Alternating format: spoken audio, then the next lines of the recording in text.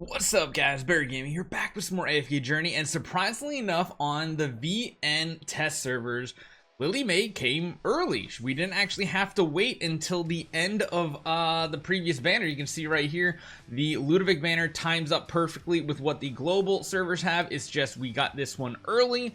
I think normally we're going to get heroes early, but there's one really big thing about Lily May, and we're going to be testing out immediately, is how good is a single copy of this hero. Because remember, if we go over to events, everybody, even on the live servers right now, have the one copy of Lily May. So everybody is getting a free one. So you don't even have to decide, should I use my raid ups, should I use my diamonds? You are getting a single copy right out of the gate. And there's one really big reason to do this, and that is her ultimate skill, Tempest Shot. It has an active portion and a passive portion. The passive portion is pretty amazing or PvP. Lily May enters a defensive state at the beginning of battle. When a non-summon enemy casts their ultimate, she becomes unaffected, which means she can't be crowd controlled. Then she leaps above them and shoots a Quell Bolt, dealing damage and interrupting their ultimate while causing them to lose 700 energy.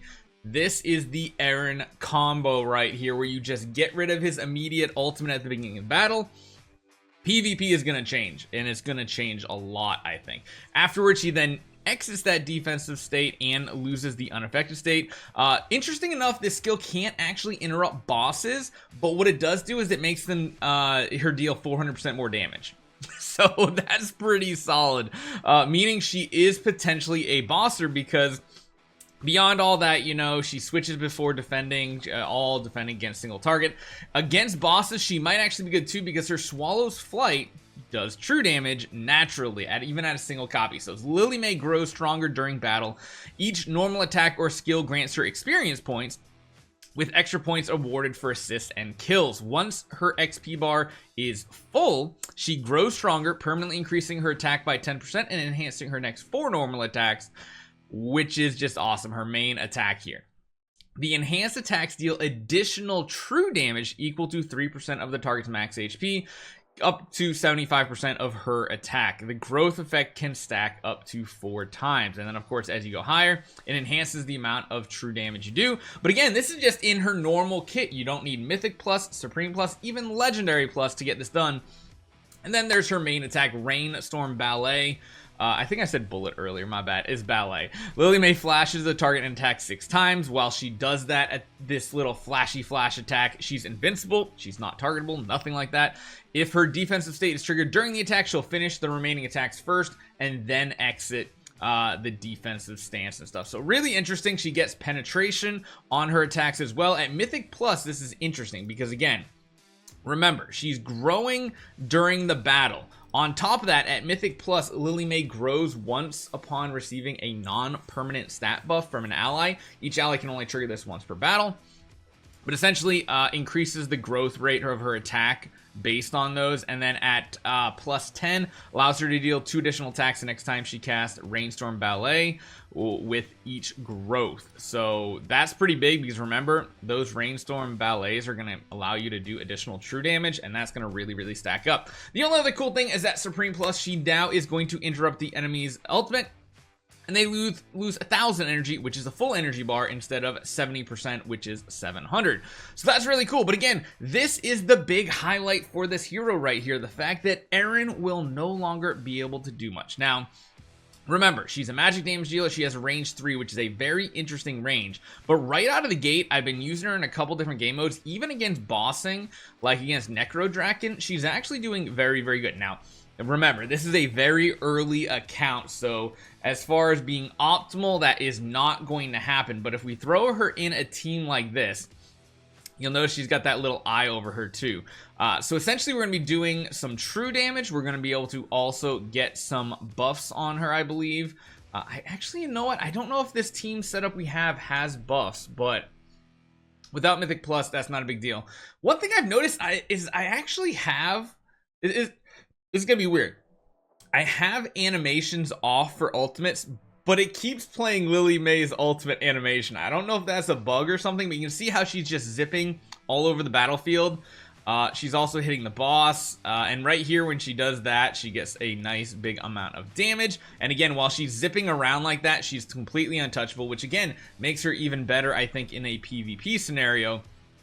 But she does have some uses, I think, in PvE. I think she has the potential of being a boss damage dealer too. Again, we won't know for another 2 days until it comes out on global and we can fully max her out to see what her damage looks like. But overall, pretty solid considering this is at a single copy on this hero. Now, we can show you some PvP, but again, this is a very early game server because it just launched.